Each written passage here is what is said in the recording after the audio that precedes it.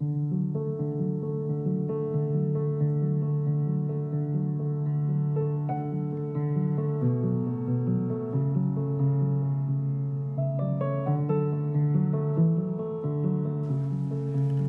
of the foremost post-impressionist painters, Gustave Loiseau was profoundly influenced by the great masterpieces of the Impressionists.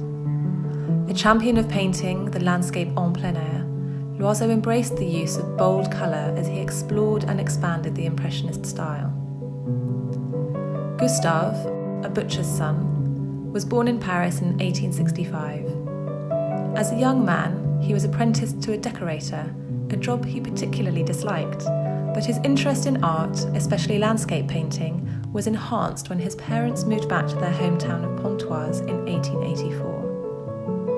Pontoise was important in French painting at that time, having been extensively depicted by Pissarro and Cézanne. In 1887, Loiseau received a legacy from his grandmother, which enabled him to give up his job as a decorator and devote his life to painting. Back in Paris, Loiseau was taught for a short period by the illustrious Jean-Louis Forain, but he did not appreciate the more academic tendencies that Forain promoted. Loiseau rebelled against the traditional practices of painting and joined the famous artist colony in Pont-Aven in Brittany in 1890.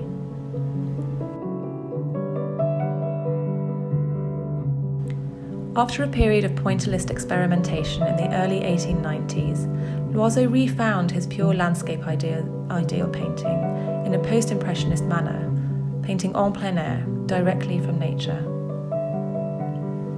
At Pont-Aven, he became companions with Henri Moret, Maxime Moffrat and Paul Gauguin, and under their influence, Loiseau embraced the use of bold colour and sought to expand and seek new aspects of the Impressionist style.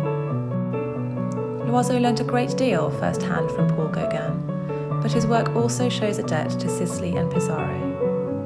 He returned to Paris in 1891, where he began to exhibit his work, with his first submission accepted at the 5th exhibition of Impressionist and Symbolist paintings. With no formal artistic training, Gustave Loiseau shaped his style through the observation of nature and by careful study of his Impressionist forebears. In 1895, Claude Monet and Pierre-Auguste Renoir introduced the young painter to their art dealer Paul Durand-Ruel, who signed an exclusive contract with Loiseau 2 years later. Under Durand-Ruel's encouragement, and with the financial independence that ensued, Loiseau was able to travel to various landscapes outside Paris, from the Brittany coastline at Pont-Aven to the small picturesque towns along the River Seine and River Yonne. In his later years, Loiseau continued to travel widely and spent a great deal of time in Paris, where he had a studio in the Quai d'Anjou on the Île Saint-Louis, the adjacent island on the Seine to that of Notre Dame. During the summer months, Loiseau would travel extensively to Normandy, Brittany, and the picturesque river towns where he spent his youth. His later years are characterised by the systematic exploration of a series of views of the same subject, a method deeply indebted to Monet. Focused upon a single compositional device, the artist thoroughly investigated the different atmospheric conditions of one viewpoint or landscape, capturing his subjects in contrasting seasons. Like his Impressionist forebears, Loiseau was a champion of painting the landscape en plein air.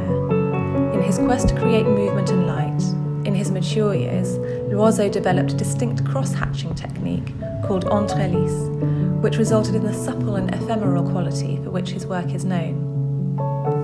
These later works, characterised by homogeneous and yet vibrating colour structure, formed through staccato-like brushwork, was developed from Loiseau's influence of the pointillism of Seurat and Signac.